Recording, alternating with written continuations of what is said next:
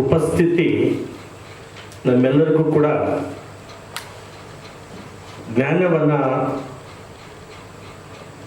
ಯುದ್ಧ ಮತ್ತು ಶಾಂತಿ ಬಗ್ಗೆ ಹೇಳುವುದಿದ್ದಾರೆ. ಮತ್ತು ನಮ್ಮ ಹಿರಿಯ ಸಹೋದರ ನ್ಯಾಯಮೂರ್ತಿ ಸಂತೋಷ್ ಹೆಗ್ಡೆಯವರು ನಿನ್ನೆ ಘಟನೆ ಆರೋಗ್ಯ ಸ್ವಲ್ಪ ಕೆಟ್ಟಿದ್ದರಿಂದ ಅವರು ಇವತ್ತು ಈ ಸಮಾರಂಭಕ್ಕೆ ಬರೋಕ್ಕಾಗಲಿಲ್ಲ. ಬಹಳ ಬದ್ಧತೆ ಇರ್ತಕ್ಕಂತಹ ಒಬ್ಬ ನ್ಯಾಯಶಾಸ್ತ್ರಜ್ಞ, ನ್ಯಾಯಮೂರ್ತಿ. ಈಗಾಗಲೇ ನಮ್ಮ ಸ್ನೇಹಿತರು ಹೇಳಿದಾಗೆ ಲಂಚದ ವಿರುದ್ಧ ಯುದ್ಧ ಮಾಡಿರ್ತಕ್ಕಂಥ ಒಬ್ಬ ಮಹಾನ್ ವ್ಯಕ್ತಿ. ಮತ್ತು ಈ ಸಮಾರಂಭವನ್ನು ಇಲ್ಲಿ ಆಯೋಜನೆ ಮಾಡಿರ್ತಕ್ಕಂತಹ ಸ್ವಾಮಿ ವಿವೇಕಾನಂದ ಅಭ್ಯುದಯ ಪ್ರತಿಷ್ಠಾನದ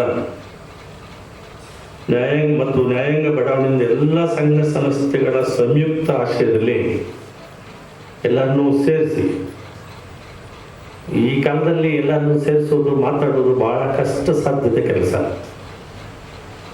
ಈಗಾಗಲೇ ಹೇಳ್ತಾ ಇದ್ದಾರೆ ವೆಂಕಟೇಶ್ ಅವರು, ಬಂದಿರೋರೆಲ್ಲರೂ ಕೂಡ ನಮ್ಮವರು, ಬರದೇ ಇರೋರೆಲ್ಲರೂ ಕೂಡ ದೇವರು ಅಂತ ಹೇಳಿದ್ರು. ಅವ್ರು ಕಾಣಿಸೋದಿಲ್ಲ ಅಂತ. ನಾವೆಲ್ಲ ಯಾವ ವಿಚಾರವಾಗಿ ನಮ್ಮ ಗಮನವನ್ನು ಹರಿಸಬೇಕೋ ಆ ಕಡೆ ನಡೀತಾ ಇಲ್ಲ. ಇಡೀ ಪ್ರಪಂಚದಲ್ಲೇ ಇದು ಭಾರತ ದೇಶಕ್ಕೆ ಒಂದಕ್ಕೆ ಸೀಮಿತ ಆಗಿಲ್ಲ. ಇದು ನಮ್ಮ ಮನೆಯಲ್ಲೂ ಕೂಡ ಈ ರೀತಿ ನಡೀತದೆ. ಆದ್ದರಿಂದ ಆಗಲೇ ನಮ್ಮ ಪ್ರಾಸ್ತಾವಿಕ ನುಡಿಯನ್ನು ಮಾತಾಡಿದ ಪ್ರೊಫೆಸರ್ ಪಾಂಡುಕುಮಾರ್ ಅವರು ಬಹಳ ಸವಿಸ್ತಾರವಾಗಿ ಯುದ್ಧದ ಬಗ್ಗೆ ನಮ್ಮ ಭಾರತ ದೇಶದಲ್ಲಿ ರಾಮಾಯಣ, ಮಹಾಭಾರತ ಮತ್ತು ಹಿಸ್ಟ್ರಿ ಪ್ರೊಫೆಸರ್ ಆಗಿರೋದ್ರಿಂದ ಬಹಳ ಚಂದ ಎಷ್ಟು ಯುದ್ಧಗಳು, ಯಾವ್ಯಾವ ಚಕ್ರವರ್ತಿಗಳು ಮಾಡಿದರು ಅಂತ ಹೇಳಿದ್ದಾರೆ. ಈ ಯುದ್ಧ ಅಂತಕ್ಕಂಥದ್ದು ನಮ್ಮ ದೇಶಕ್ಕೆ ಒಂದಕ್ಕೆ ಸೀಮಿತ ಆಗಿಲ್ಲ. ಇಡೀ ಪ್ರಪಂಚದಲ್ಲೇ ಚರಿತ್ರೆಯ ನಾವು ಓದಿಕೊಂಡಾಗ ನಮಗೆ ಅರಿವಾಗ್ತದೆ. ಅಂದರೆ ನ್ಯಾಯಸಮ್ಮತವಾದ ಯುದ್ಧಗಳು ಇವೆ, ನ್ಯಾಯಸಮ್ಮತ ಅಲ್ಲದೆ ಇರ್ತಕ್ಕಂತಹ ಯುದ್ಧಗಳು ಕೂಡ ನಮ್ಮ ದೇಶದಲ್ಲಿ, ಪ್ರಪಂಚದಲ್ಲಿ ನಡ್ಕೊಂಡು ಬರ್ತಾ ಇವೆ. ಇದರಿಂದ ಆಗ್ತಕ್ಕಂಥ ಪರಿಣಾಮಗಳು ನಾವು ಈಗ ವೀಕ್ಷಣೆ ಮಾಡ್ತಿದ್ದೀವಿ. ಯಾರಿಗೂ ಅರಿವಿಲ್ಲ ಅಂತಲ್ಲ. ಈಗಾಗಲೇ ನಮ್ಮ ಇನ್ನೋರ್ವ ವಿಜ್ಞಾನಿ ಶಿವಪ್ರಕಾಶ್ ಅವರು ಹೇಳಿದಾಗೆ, ಟಿ ವಿನಲ್ಲಿ ಆನ್ ಮಾಡಿದ್ರೆ ಬಾಂಬ್ಗಳ ಸುರಿಮಳೆ, ಆಟೋ ರಿಕ್ಷಾ ಕಿಲೋಮೀಟರ್ಗಳ ಗಟ್ಟಲೆ ಗ್ಯಾಸ್ ತುಂಬಿಸ್ಕೊಳ್ಳೋದಕ್ಕೆ ಅವರ ಪರದಾಟ. ಅಂದರೆ ಸಾಮಾನ್ಯ ಪ್ರಜೆಗೆ ಯುದ್ಧ ಇಲ್ಲಿ ನಡೀತಿಲ್ಲ. ಯುದ್ಧ ನಡೀತಕ್ಕಂಥದ್ದು ಇಸ್ರೇಲ್, ಇರಾನ್ ಮತ್ತು ಅಮೆರಿಕದವರ ಒಂದು ಅಲ್ಲಿ ನಡೀತಾ ಇದೆ. ಇಲ್ಲಿ ಪ್ರಪಂಚದಲ್ಲೇ ಇದರ ಆಗುಹೋಗುಗಳ ಬಗ್ಗೆ, ಅದರ ಕಷ್ಟ ಬಾಧಕಗಳ ಬಗ್ಗೆ ಜನರನ್ನು ಕಾಡ್ತಾ ಇದೆ. ಆ ನಿಟ್ಟಿನಲ್ಲಿ ಈಗಾಗಲೇ ನಮ್ಮ ಪ್ರೊಫೆಸರ್ ಪಾಂಡುಕುಮಾರ್ ಅವರು ಹೇಳಿದಾಗೆ, ಅಮೇರಿಕಾದಲ್ಲಿ ಬೀದಿಗಿಳಿದು ಅವ್ರಿಗೇನು ಯುದ್ಧದ ಪರಿಣಾಮ ಬೀಳಲಿಲ್ಲ ಅಂತಲ್ಲ, ಬಿದ್ದಿದೆ. ಟ್ಯಾಕ್ಸ್ ಜಾಸ್ತಿ ಮಾಡ್ತಾರೆ ಅವ್ರಿಗೆ, ಅವ್ರು ಬಿದ್ದಿಲ್ಲ ಅಂತ ತಿಳ್ಕೊಬೇಡಿ ದಯವಿಟ್ಟು. ಬಹಳಷ್ಟು ಜನರು ಬಹಳ ಕೋಪ ಬಂದುಬಿಟ್ಟಿದೆ ಟ್ರಂಪ್ ಬಗ್ಗೆ, ಅವರ ನಾಯಕತ್ವದ ಬಗ್ಗೆ. ನೀವು ನೋಡ್ತಾ ಇದ್ದೀರಿ ಯಾರ್ಯಾರೆಲ್ಲ ರಾಜೀನಾಮೆ ಕೊಟ್ಟಿದ್ದಾರೆ ಅಂತ, ಯಾರು ತೆಗಿತಾ ಇದ್ದಾನೆ ಅಂತ ಕೂಡ ಗೊತ್ತಾಗಿದೆ. ಇದು ಪ್ರಪಂಚದ ಮೂಲೆ ಮೂಲೆಯಲ್ಲಿ ಪ್ರತಿಯೊಬ್ಬ ಮಾನವನಿಗೆ ಸಂಬಂಧಪಟ್ಟಿರ್ತಕ್ಕಂತಹ ವಿಚಾರ. ಆದರೆ ನಾವು ಇದರ ಬಗ್ಗೆ ಚರ್ಚೆ ಮಾಡೋದಿಲ್ಲ. ಸಾರ್ವಜನಿಕವಾಗಿ ಜನರನ್ನ ಇದರ ಕಡೆ ನಾವು ಗಮನ ಹರಿಸುವ ರೀತಿಯಲ್ಲಿ ಹೋರಾಟಗಳು ಮಾಡಬೇಕಾಗಿದೆ. ಜನರ ಗಮನವನ್ನು ಸೆಳೆಯಬೇಕಾಗಿದೆ ಎಲ್ಲರೂ. ಇಲ್ಲ ಅಂದರೆ ಇದರ ಪರಿಣಾಮ 45ರಲ್ಲಿ ಎರಡನೇ ಮಹಾಯುದ್ಧದ ಪರಿಣಾಮ ಇಲ್ಲಿಗೂ ಇವತ್ತು ಕೂಡ ಇದೆ. ಹಿರೋಶಿಮಾ ಇದರಲ್ಲಿ ಜಪಾನ್ನಲ್ಲಿ. ಅಂದರೆ ಇವಾಗ ನಮಗೇನು ಆಗುವುದಿಲ್ಲ, ಇರಾನು ಇಸ್ರೇಲು ಮತ್ತು ಅಮೇರಿಕದವ್ರು ಮಾಡ್ಕೊಳ್ತಿದ್ದಾರೆ, ಇದರಿಂದ ನಮಗೇನು ತೊಂದರೆ ಆಗಲ್ಲ ಅಂತ ನಾವು ಸುಮ್ಮನೆ ಕೂತ್ಕೋಬಾರ್ದು. ಇದರ ಬಗ್ಗೆ ನಮ್ಮ ಕೂಗು ಸಂಬಂಧಪಟ್ಟ ಜನರಿಗೆ ಹೋಗಬೇಕು. ನಮ್ಮನ್ನಾಡ್ತಕ್ಕಂಥ ರಾಜಕೀಯ ಪಕ್ಷಗಳು ಇದರ ಬಗ್ಗೆ ಪಾರ್ಲಿಮೆಂಟ್ನಲ್ಲಿ ಏನೋ ಒಂದು ವಿಚಾರ ಮಾತಾಡ್ತಾರೆ, ಅದಕ್ಕೆ ವಿರೋಧವಾಗಿ ಆಡಳಿತ ಪಕ್ಷ ಮಾತಾಡ್ತಾರೆ. ಆದರೆ ಇದು ಸಮಸ್ಯೆಗೆ ಪರಿಹಾರ ಅಲ್ಲ. ಎಲ್ಲ ಜನರು ಪ್ರಪಂಚದಲ್ಲಿ ನಡೀತಿರ್ತಕ್ಕಂತಹ ಯುದ್ಧದ ಬಗ್ಗೆ ಜನಸಾಮಾನ್ಯರಿಗೆ ತಿಳಿಸ್ತಕ್ಕಂಥ ಕೆಲಸ ರಾಜಕೀಯ ಪಕ್ಷಗಳ ಮೇಲೆ ಜವಾಬ್ದಾರಿ ಇತ್ತು. ಆ ಕೆಲಸ ನಡೆಯಲಿಲ್ಲ. ವಿಶೇಷವಾಗಿ ಎಡಪಂಥೀಯ ಪಕ್ಷಗಳು ಈ ರೀತಿಯ ಒಂದು ಘಟನಾವಳಿ ನಡೆದಾಗ, ಯುದ್ಧಗಳು ನಡೆದಾಗ ಬೀದಿಗಿಳಿದು ಪ್ರತಿಭಟನೆಗಳು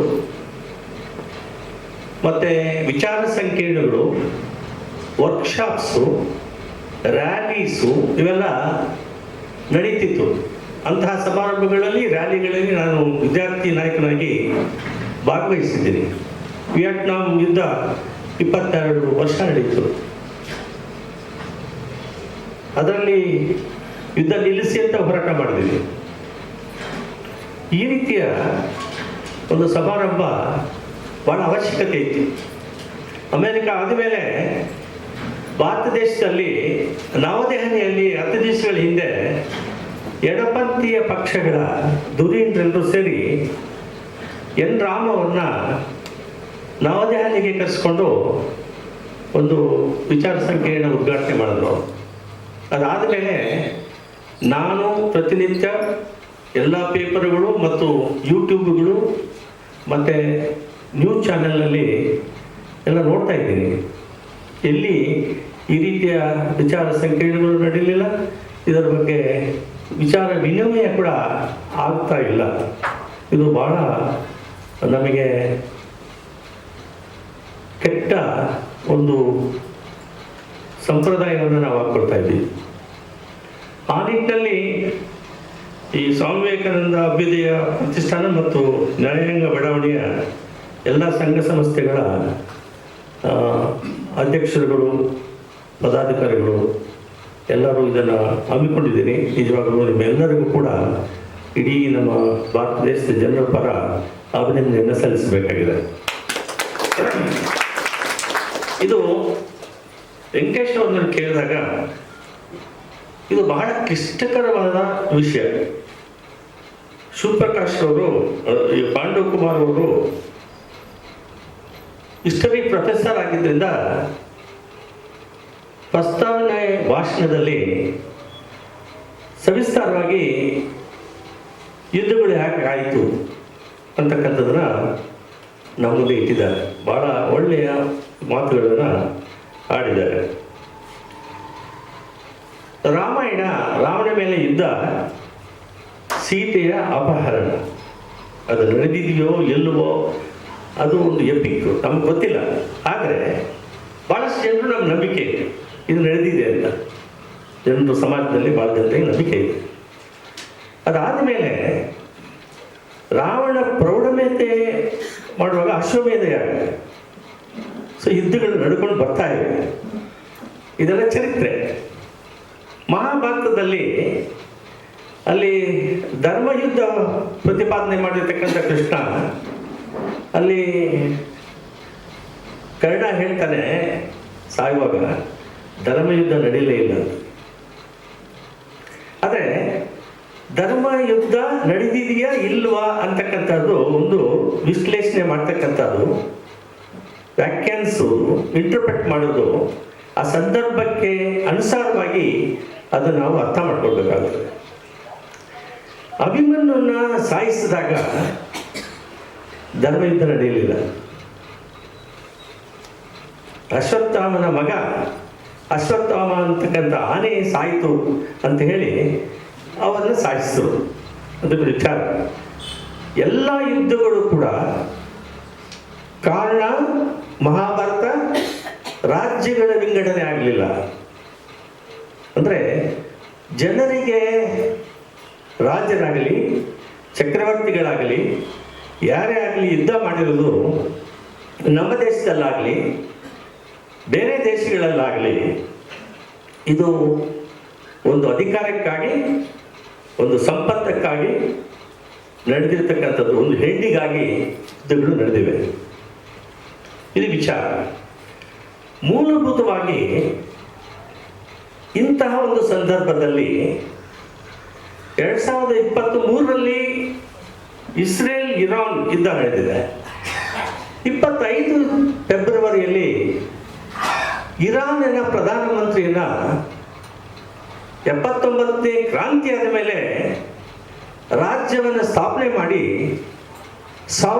ಸಾರ್ವಭೌಮತ್ವ ಇರ್ತಕ್ಕಂತಹ ಒಂದು ರಾಷ್ಟ್ರದಲ್ಲಿ ಸಾರ್ವಭೌಮತ್ವದ ಮೇಲೆ ಯುದ್ಧ ಮಾಡ್ತಕ್ಕಂತಹ ಇಸ್ರೇಲ್ಗೆ ಒಂದು ಕುಮ್ಮಕ್ಕು ಕೊಡ್ತಕ್ಕಂತಹ ಸಾಮ್ರಾಜ್ಯವಾದಿ ರಾಷ್ಟ್ರ ಅಮೆರಿಕ. ಇದಕ್ಕೆ ನಾನು therefore the European countries did not support. Australia did not support. Nobody supported. But still this man is under the impression he can finish off the Iranians. ಆಮೇಲೆ ಇದು ನೋಡಿ, deepening inequality and monopolization.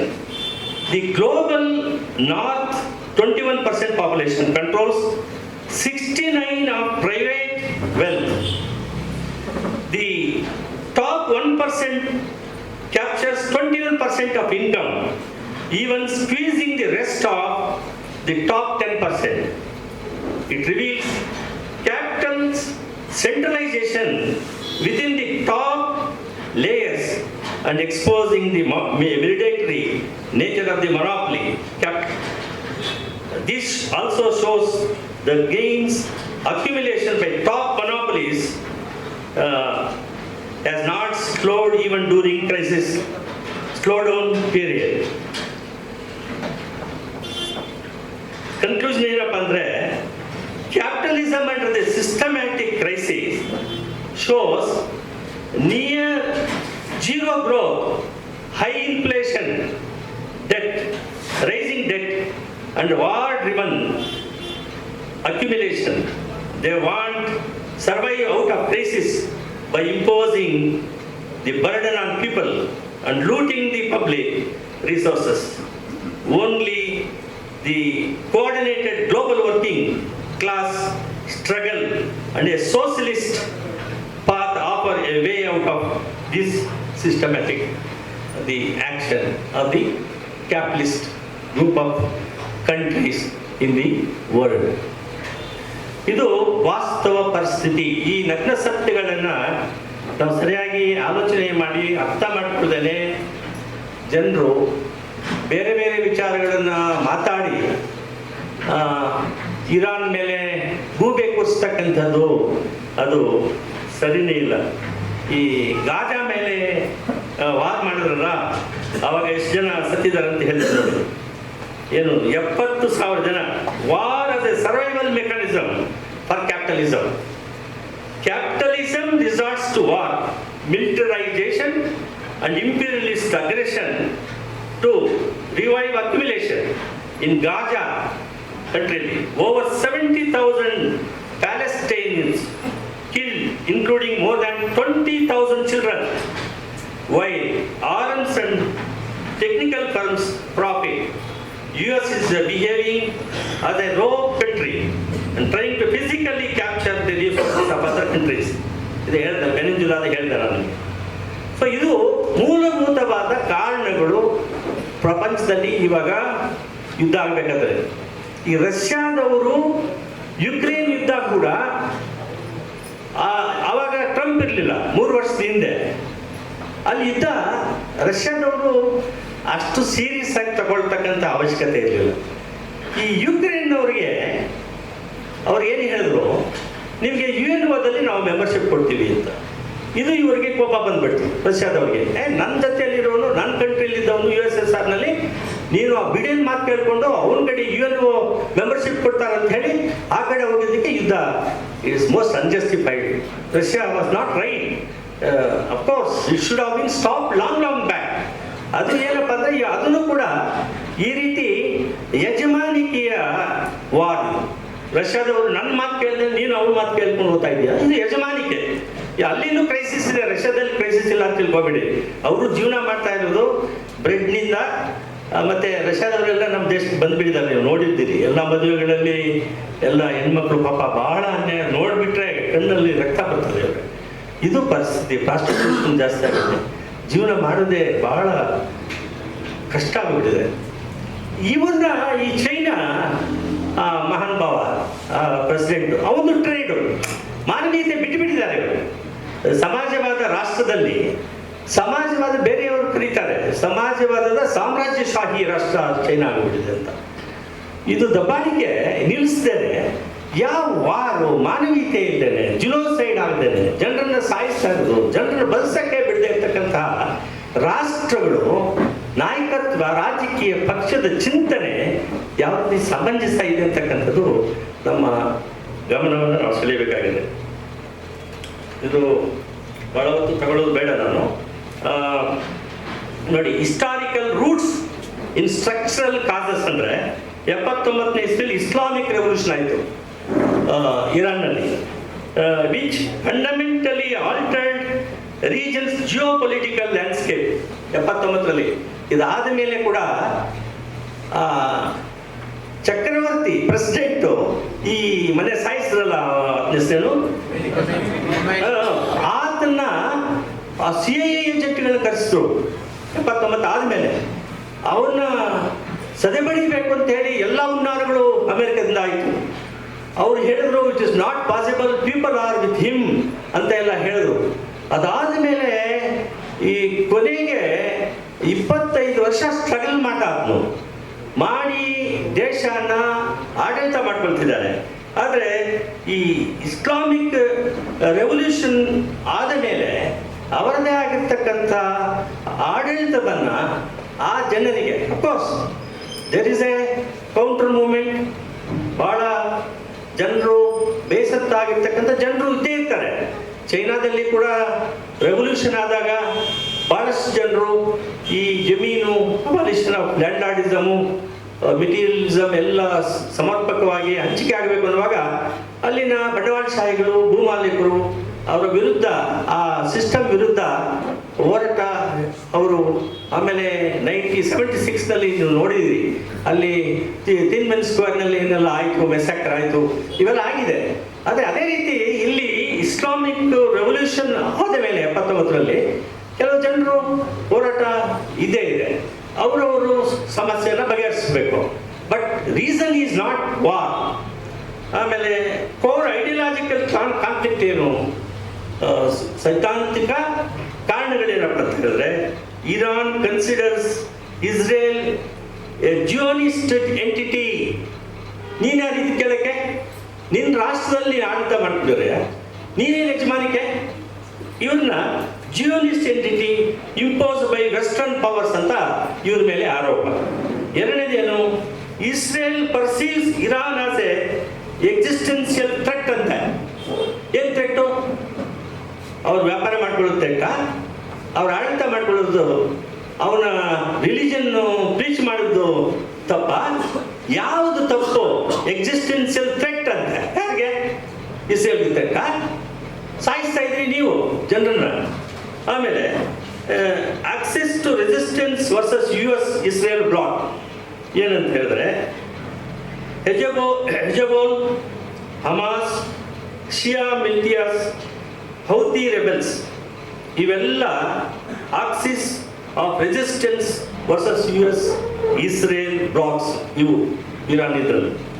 ಆಮೇಲೆ this network is seen by Israel as a strategic encirclement mechanism. ಅವ್ರ ರಾಷ್ಟ್ರನ, ಅವ್ರ ಆಡಳಿತನ, ಅವ್ರ ಆಸ್ತಿಯನ್ನ ಸಂಪಾದನೆ ಮಾಡ್ಕೊಳ್ಳೋಕೆ ಅವ್ರು ಏನೋ ಮಾಡ್ಕೊಳ್ತಾರೆ.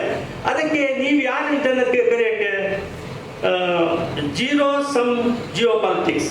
The deeper structural cause is struggle for regional ಹೆಜಮನಿ.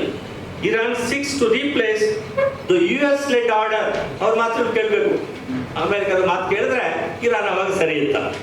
ಆಮೇಲೆ Israel and the US aim preserve a pro western security architecture. ಅವ್ರ ಮಾತು ಕೇಳಲಿಲ್ಲ ಅಂದರೆ ಇವರು ಕೆಟ್ಟವರು, ಈ ರೀತಿಯ ಒಂದು ಇದಿದೆ. ಆಮೇಲೆ ಇವ್ರ ಕಾರಣ ಏನು? Nuclear and military dimensions. ಅವ್ರು ಹೇಳಿದ್ದಾರೆ, ನಾವು ನ್ಯೂಕ್ಲಿಯರ್ ವೆಪನ್ಸ್ ನಾವು ಮಾಡೋದಿಲ್ಲ, ಮಾಡಿಲ್ಲ. ಇದು ಇವ್ರು ಹೇಳೋದು. Central trigger is Iran's nuclear ambition after US withdrawal from the Joint Comprehensive Plan of Action. In 2018, Iran gradually breached restrictions. In 2025, International Atomic Energy Agency raised serious concerns regarding uranium enrichment levels. Uranium ಬೇಕಾಗ್ತಿದೆ. Next, Israel and the US fear Iran is approaching nuclear weapons capability. They have what a capability, there is no doubt about it. But they are abide by international the covenants and regulations. Missile and asymmetric capabilities. ನೋಡಿ ಇವಾಗೆಲ್ಲ ಅವ್ರದ್ದು ನೀವು ಕೇಳ್ತಾ ಇರಬೇಕು, air force ಇಲ್ಲ, ಅವರೆಲ್ಲ ಯುದ್ಧ ಮಿಸೈಲ್ನಲ್ಲೇ ಮಾಡ್ತಾ ಇರೋದು. ಸಾವಿರಾರು ಮಿಸೈಲ್ಸ್ ಇದೆ, ಆ ಮಿಸೈಲ್ ಇಂದಲೇ ತಕ್ಕೊಂಡಿದ್ದಾರೆ ಇವರು ಇಲ್ಲಿವರೆಗೆ. ಇಲ್ಲಾಂದ್ರೆ ಯಾವತ್ತೂ ಅಲ್ಲಿ ಆಕ್ಯುಪೈ ಮಾಡಿಬಿಟ್ಟಿದ್ರು ಇಸ್ರೇಲ್ನವರು ಮತ್ತು ಅಮೆರಿಕದವರು. Long range ballistic missiles capable of reaching Europe and potentially the US mainland. Advance drones. ನೀವು ಈ ಅವ್ರ ಪ್ರೈಮ್ ಮಿನಿಸ್ಟರ್ ಸತ್ತ ಆದಮೇಲೆ ಅವ್ರು ಮಾಡಿದ್ದೇನು ಗೊತ್ತಾ? ಅಮೇರಿಕ ಬೇಸ್ಗಳು UAE ಕಂಟ್ರಿಯಲ್ಲಿ ಏನೇನಿತ್ತೋ ಅದರ ಮೇಲೆ ಅಟ್ಯಾಕ್ ಮಾಡಿಬಿಟ್ರು. ಸಕ್ಸಸ್ ಆದ್ರು ಅವರು. ಅದನ್ನು ಭಾಳಷ್ಟು ಜನರು ತೀವ್ರವಾಗಿ ಖಂಡಿಸಿದ್ರು. ಆದ್ರಿಂದ ಅಮೇರಿಕ ಬಂದು ಅಲ್ಲಿ ಆಪರೇಟ್ ಮಾಡೋಕ್ಕಾಗಲಿಲ್ಲ. ಆಮೇಲೆ the immediate triggers and escalation for unjustified war. October 7, 2023, the Hamas attack on Israel marked a major turning point. US and Israel attributed indirect responsibility to Iran, led to hardened Israel security doctrine, failure of diplomacy, indirect negotiations between Iran and Trump administration collapsed. Iran rejected the proposal of Trump. Intrusive inspections, missile restrictions, ಇವೆಲ್ಲ ಮಾಡಬೇಕು ಅಂತ ಅದು ಯಾವ ಕೇಳಲಿಲ್ಲ. The US insisted on stricter conditions. This marked the failure of diplomatic containment between Iran and America. Preemptive strike ಇವೆಲ್ಲ 28/2020 ಆಗಿದೆ, ಅದೆಲ್ಲ ನೀವೆಲ್ಲ ಹೇಳೋ ಅವಶ್ಯಕತೆ ಇಲ್ಲ. ಆಮೇಲೆ ಸ್ಟ್ರೈಟ್ ಆಫ್ ಹಾರ್ಮುಜ್ ಕ್ರೈಸಿಸ್ ಇದೆ, ಭಾಳ ಇಂಪಾರ್ಟೆಂಟು. ಇವಾಗ ಈ ಶಿಪ್ಗಳಲ್ಲಿ ಗ್ಯಾಸು ಎಲ್ಲ ನಮಗೆ ಕಳಿಸ್ತಾ ಇದ್ದಾರೆ, ರಷ್ಯಾಕ್ಕೆ ಕಳಿಸ್ತಾರೆ, ಆಮೇಲೆ ಚೈನಾಗೂ ಕಳಿಸ್ತಾ ಇದ್ದಾರೆ. ನೀವು ನೋಡ್ತಾ ಇದ್ರಿ ಟಿವಿಯಲ್ಲಿ, ಯೂಟ್ಯೂಬ್ನಲ್ಲಿ ನೋಡ್ತಿದ್ರಿ. Iran move to restrict or effectively close the strait of Hormuz as part of its escalation strategy. That is the strategy. ಇಲ್ಲಾಂದ್ರೆ ಅಮೆರಿಕ ಇವನ್ನ ಸಾಯಿಸ್ಬಿಡ್ತಾರೆ. ಸೊ ಅವ್ರೇನು ಮಾಡಿದ್ರು, ಅಲ್ಲಿ ಕ್ಲೋಸ್ ಮಾಡಿದ್ರು. ನೀವು ನೋಡಿದ್ದೀರಿ ಟಿವಿನಲ್ಲಿ ಎಲ್ಲ. ಪ್ರಧಾನಿ ನರೇಂದ್ರ ಮೋದಿ ದುಡ್ಡು ಕೊಟ್ಟರೆ ಇವ್ರಿಗೆ ಕಳಿಸು ಬೇಗನೆ.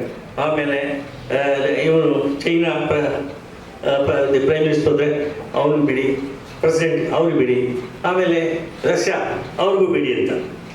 ಆಮೇಲೆ the straight is A critical global Chok point through which approximately 30% of the global LPG, nearly 40% of India's crude oil imports Pause. Iran employed naval blockades, mining of sea lanes, and harassment or interception of oil tankers.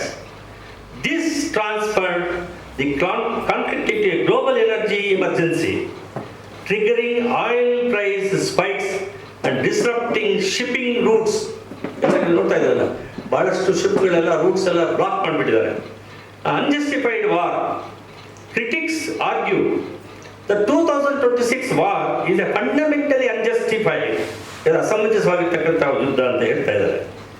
There was no authorization from the United Nations. ತಾವು ಹೇಳಿದಾಗೆ ನಿದ್ದೆ ಮಾಡ್ತಿದ್ದಾರೆ ಅವರು, ಏನು ಇದ್ರು ಒಂದೇ ಇಲ್ದಿದ್ರು ಒಂದೇ. ಆಮೇಲೆ the conflict reflects shift from deterrence to regime change, evidenced by leadership decapitation. It escalated from proxy conflict to direct interstate war, increasing civilian harm and destabilization risk. It violated UN Charter principles, with the global South nations condemning the strikes as illegal, disproportionate and destabilizing. UN Charter Article 2.4 ಅವೆಲ್ಲ ಇದೆ, ನಾನು ಅದನ್ನು ಹೇಳೋ ಅವಶ್ಯಕತೆ ಇಲ್ಲ. Article 51 self defence doctrine ಇದೆ, ಅದರ self defence doctrine invoke ಮಾಡಿದ್ದಾರೆ. ಆಮೇಲೆ ಪ್ರಿಎಂಪ್ಟಿವ್ ಪ್ರಿವೆನ್ಷನ್ ಆಫ್ ಸೆಲ್ಫ್ ಡಿಫೆನ್ಸ್ ಅದೂ ಇದೆ. ಪ್ರೊಪೋರ್ಷನಾಲಿಟಿ ಪ್ರಿನ್ಸಿಪಲ್ ಕೂಡ ಫಾಲೋ ಮಾಡಿದ್ದಾರೆ. ಆಮೇಲೆ ನೆಸೆಸರಿ ಪ್ರಿನ್ಸಿಪಲ್ ಕೂಡ ಫಾಲೋ ಮಾಡಿದ್ದಾರೆ. ಆಮೇಲೆ ರಿಗ್ರೆಟೆಡ್ ಕಿಲ್ಲಿಂಗ್ ಆಫ್ ಲೀಡರ್ಶಿಪ್. ಅಲ್ಲ, ಒಂದು ಪ್ರೈಮ್ ಮಿನಿಸ್ಟರ್ನ ಹೋಗ್ಬಿಟ್ಟು ಆ ಸಿ ಐ ಅವರೆಲ್ಲ ಅವ್ನು ಎಲ್ಲೆಲ್ಲಿದ್ದಾನೆ ಏನಿದ್ದಾನೆ ಅಂತೆಲ್ಲ ಗೂಢಚಾರಗಳನ್ನೆಲ್ಲ ಬಿಟ್ಟು ಅವರು ವೀಸಾದಲ್ಲಿ ಒಂದು ದೇಶಕ್ಕೆ ಇನ್ನೊಂದು ದೇಶಕ್ಕೆ ನಮ್ಮ ದೇಶದ ಜನರು ಹೋಗುವಾಗ ಅಲ್ಲಿ ಆರ್ಡಿನರಿ ಪೀಪಲ್ ಅಂತ ಬಂದು ಸಿ ಐ ಇದ್ದವರು ಅವ್ನು ಗೂಢಚಾರಿಗಳು ಎಲ್ಲ ಮೆಟೀರಿಯಲ್ ಎವಿಡೆನ್ಸ್ ಎಲ್ಲ ಕಲೆಕ್ಟ್ ಮಾಡಿ ಅವ್ನು ಎಲ್ಲಿರ್ತಾನೆ, ಎಲ್ಲಿ ಹೋಗ್ತಾನೆ, ಎಲ್ಲಿ ವಾಸ ಮಾಡ್ತಾನೆ, ಎಲ್ಲಿ ನಿದ್ರೆ ಮಾಡ್ತಾನೆ, ಇವೆಲ್ಲ ನೋಡಿ ರಾತ್ರಿ ಬೆಳಗ್ಗೆ ನೋಡಿದ್ರೆ ಸಾಯಿಸ್ಬಿಟ್ಟಿದ್ದಾರೆ ಪೇಪರ್ನಲ್ಲಿ. ಇದು ಬಂದಿದ್ದು ಇದು targeted killing of leadership. Issues include sovereignty and extrajudicial killing. It questioned whether political leaders are legitimate military targets. His dual political and command role complicates classification.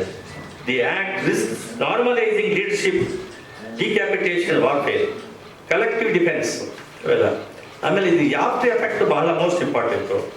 ಅದು ಏನಪ್ಪ ಅಂದ್ರೆ ಯಾರ್ಯಾರಿಗೆ ಇದಾಗುತ್ತೆ ಅಂತ ಡೊನಾಲ್ಡ್ ಏನು ರೋಲು ಇರೋದಂದ್ರೆ, Donald Trump reimposed sanctions aimed at reducing Iran's oil exports. ಅವ್ರ ವ್ಯಾಪಾರ ಇವನ್ ಯಾಕೆ ರಿಸ್ಟ್ರಿಕ್ಟ್ ಮಾಡಕ್ಕೆ ಹೋಗೋದು? ಅವ್ರ ವ್ಯಾಪಾರ ಅವ್ರ ದೇಶದಲ್ಲಿ ಮಾಡ್ತಾರೆ, ಬೇರೆ ದೇಶದವರು ಒಪ್ಪಂದ ಆದರೆ ಹೋಗ್ತಾರೆ, ಇಲ್ಲ ಅಂದರೆ ಇಲ್ಲ. ಆಮೇಲೆ the policy was design to severely restrict Iran's primary source of revenue. ಅಲ್ಲ, ಅವರವ್ರದ್ದು ಎಷ್ಟು ರೆವಿನ್ಯೂ ಕಲೆಕ್ಟ್ ಮಾಡೋದು, ಎಷ್ಟು ಖರ್ಚು ಮಾಡಬೇಕು, ಸಾವರ್ನ್ ಕಂಟ್ರಿ ಅದು, ಅವ್ರು ಮಾಡ್ಕೊಡ್ತಾರೆ. ಇವತ್ತೇನು ಪಾರ್ಪತ್ಯ ಅಲ್ಲಿ the sanctions function as an economic strangulation, ಕತ್ತಿಸುವುದು strategy intended to weaken Iran's economic and limit its geopolitical influence by cutting off financial inflows.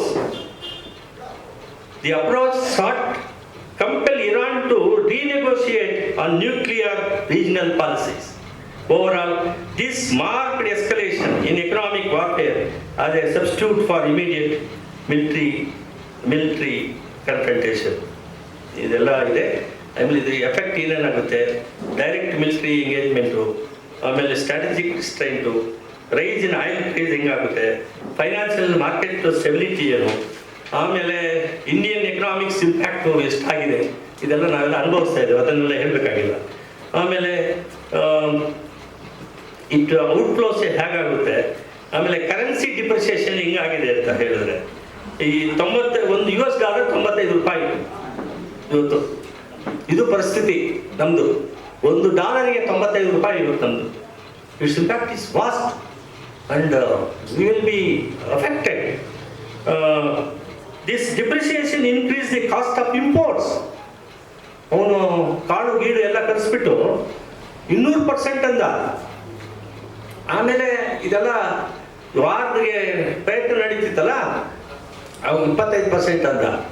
ಆಮೇಲೆ ಈ ಸಪ್ಲೈ ಮಾಡೋಕ್ಕೆ ಆಗಲ್ಲ, ನಿಂತೋಗ್ಬಿಟ್ಟಂದಾಗ I am giving permission to get the petroleum product gas from Russia ಅಂತ.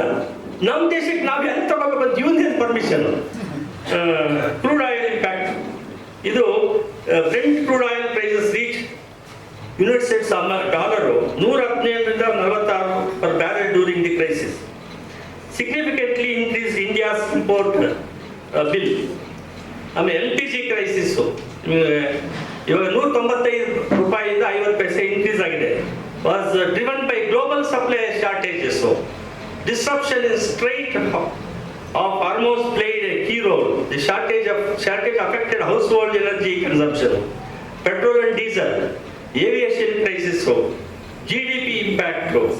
ನೀವು ನೋಡಿದ್ರಲ್ಲ ಎಷ್ಟು ಇವಾಗ ಲಂಡನ್ಗೆ ಹೋಗ್ಬೇಕಂದ್ರೆ ಈ ದಾರಿನಲ್ಲಿ ಹೋಗ್ಬೇಕಾಗಿಲ್ಲ, ಬೇರೆ ಸುತ್ಕೊಂಡು ಹೋಗ್ಬೇಕು. ಅದಕ್ಕೆಲ್ಲ ಮೊನ್ನೆ ನಮ್ಮ ಸ್ನೇಹಿತರು ಬಂದರು, ಅವ್ರು ಹೇಳಿದ್ರು ಸರ್ ಇದು ಏರ್ ಫೇರ್ ಜಾಸ್ತಿ ಮಾಡಿದ್ದಾರೆ. ಯಾಕಂತ ಹೇಳಿದ್ರೆ ಸುತ್ಕೊಂಡು ಹೋಗ್ಬೇಕು, ಅವರು ಸುತ್ಕೊಂಡು ಹೋಗ್ಬೇಕು ಅಂತ ಹೇಳಿದ್ರೆ ದುಡ್ಡು ಕೊಡಲೇಬೇಕು. ಆಮೇಲೆ ಇನ್ಫ್ಲೇಷನ್ ಇದಾಗಿದೆ, ಕಾಸ್ಟ್ ಆಫ್ ಪ್ರೈಸ್ ಇಂಡೆಕ್ಸ್ ಏನಾಗಿದೆ increase by 1.5 percentage points. Rising fuel price are a major contributing factor. ಇವೆಲ್ಲ ಆಗ್ತಾ ಇದೆ. ಆಮೇಲೆ ಸಪ್ಲೈ ಚೈನ್ ಡಿಸ್ರಪ್ಷನ್ ಆಗಿಬಿಟ್ಟಿದೆ, ಸೆಕ್ಟರಲ್ ಇಂಪ್ಯಾಕ್ಟ್ ಆಗಿದೆ, ಟ್ರೇಡ್ ರೂಟ್ ಡಿಸ್ರಪ್ಷನ್ ಆಗಿದೆ. ಕನ್ಕ್ಲೂಷನ್ ಏನಪ್ಪ ಅಂತ ಹೇಳಿದ್ರೆ 2025-26 West Asia war represent the culmination of decades of ideological hostility, geopolitical rivalry and diplomatic failure. So ಇದೆಲ್ಲ ಮಹತ್ತರವಾಗಿರ್ತಕ್ಕಂಥ ವಿಷಯಗಳು ಜನರ ಮೇಲೆ, ಪ್ರಪಂಚದ ಜನರ ಮೇಲೆ, ನಾಟ್ ಓನ್ಲಿ ಜನರು, ನಿಸರ್ಗದ ಮೇಲೆ, ಪ್ರಾಣಿಗಳ ಮೇಲೆ ಇದರ ಪರಿಣಾಮ, ಇದು ದುಷ್ಪರಿಣಾಮ ಮೇಲೆ ಎಷ್ಟು ನೂರಾರು ವರ್ಷಗಳು ಈ ಡಿವಾಸ್ಟೇಷನ್ ಆಗಿದೆಯಲ್ಲ, ಅದನ್ನೆಲ್ಲ ಸರಿಪಡಿಸ್ಬೇಕಾದ್ರೆ ಎಲ್ಲಿ ಕೋಟ್ಯಾಂತರ ಲಕ್ಷ ರೂಪಾಯಿಗಳು ಬೇಕಾಗುತ್ತೆ, ಎಲ್ಲಿ ಬರ್ತದೆ, ಎಷ್ಟು ದಿವಸ ಸುಧಾರಿಸ್ಕೋಬೇಕಾಗುತ್ತದೆ. ಇದೆಲ್ಲ ಇದೆ. ಇಂಥ ವಿಚಾರಗಳನ್ನ ನಾವು ನಮ್ಮ ಜನರ ಮಧ್ಯೆ ಚರ್ಚೆ ಮಾಡಬೇಕು, ನಾವು ಭಾಗಿಗಳಾಗಬೇಕು. ಸಮಾಜದ ಎಲ್ಲ ಜನರು ಇದರ ಬಗ್ಗೆ ತೀವ್ರವಾಗಿ ಚಿಂತನೆ ಮಾಡಿ ಮತ್ತು ಸಂಬಂಧಪಟ್ಟ ನಾಯಕರುಗಳ, ಸರ್ಕಾರಗಳ, ಅಂತಾರಾಷ್ಟ್ರೀಯ ಮಟ್ಟದ ಜನರು ಕೂಡ ಇದರಲ್ಲಿ ಸೇರಿಸ್ಕೊಂಡು ಯುದ್ಧವನ್ನು ನಿಲ್ಲಿಸಬೇಕು. ಶಾಂತಿಗೋಸ್ಕರ ನಾವೆಲ್ಲ ಇದ್ದೀವಿ, ಶಾಂತಿ ಬೇಕು ಪ್ರಪಂಚದಲ್ಲಿ, ಬರೀ ಭಾರತ ದೇಶಕ್ಕಲ್ಲ, ಇಡೀ ಪ್ರಪಂಚದಲ್ಲೇ ಶಾಂತಿ ಬೇಕು ಅಂತಕ್ಕಂಥ ಒಂದು ಹೋರಾಟ ನಡೀಬೇಕಾಗಿದೆ. ಇಂತಹ ಒಂದು ವಿಚಾರ ಸಂಕಿರಣ ಮಹತ್ತರವಾದ ವಿಷಯದ ಮೇಲೆ ಹಮ್ಮಿಕೊಂಡಿರೋದಕ್ಕೆ ನಮ್ಮನ್ನೆಲ್ಲ ಇಲ್ಲಿ ಬರಮಾಡಿಕೊಂಡು ನಾವು ಕೆಲವು ವಿಷಯಗಳನ್ನು ತಮ್ಮ ಮುಂದೆ ತಮ್ಮ ಅವಗಾಹನಕ್ಕಾಗಿ ಹೇಳಿದ್ವಿ. ನೀವು ಗಮನಿಸಿದ್ದೀರಿ. ನಿಮ್ಮ ಸಮಯ ಕೂಡ ಬಹಳ ಮುಖ್ಯ. ಇದೇ ರೀತಿ ನಾವೆಲ್ಲರೂ ಕೂಡ ಯುದ್ಧ ನಿಲ್ಲುವವರೆಗೂ ಕೂಡ ನಮ್ಮದೇ ಆದ ರೀತಿಯಲ್ಲಿ ಒಂದು ಹೋರಾಟಗಳು ಮಾಡುವ ಅವಶ್ಯಕತೆ ಇದೆ ಅಂತ ಹೇಳಿ ನಿಮ್ಮೆಲ್ಲರಿಗೂ ಹೊಂದಿಸಿ ಮತ್ತು ವೆಂಕಟೇಶ್ ಮತ್ತು ಬೇರೆ ಬೇರೆ ಸಂಘ ಸಂಸ್ಥೆಗಳಿಗೆಲ್ಲ ಹೊಂದಿಸಿ ನಾನು ಮಾತನ್ನು ಮುಗಿಸ್ತೇನೆ.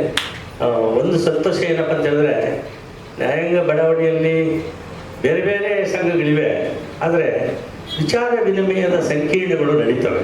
ಅದು ಮಾತಾಡ್ತಕ್ಕಂಥದ್ದು ಹೋಗ್ತಿರೋ ಇಲ್ವೋ ಅದು ಬೇರೆ ವಿಚಾರ.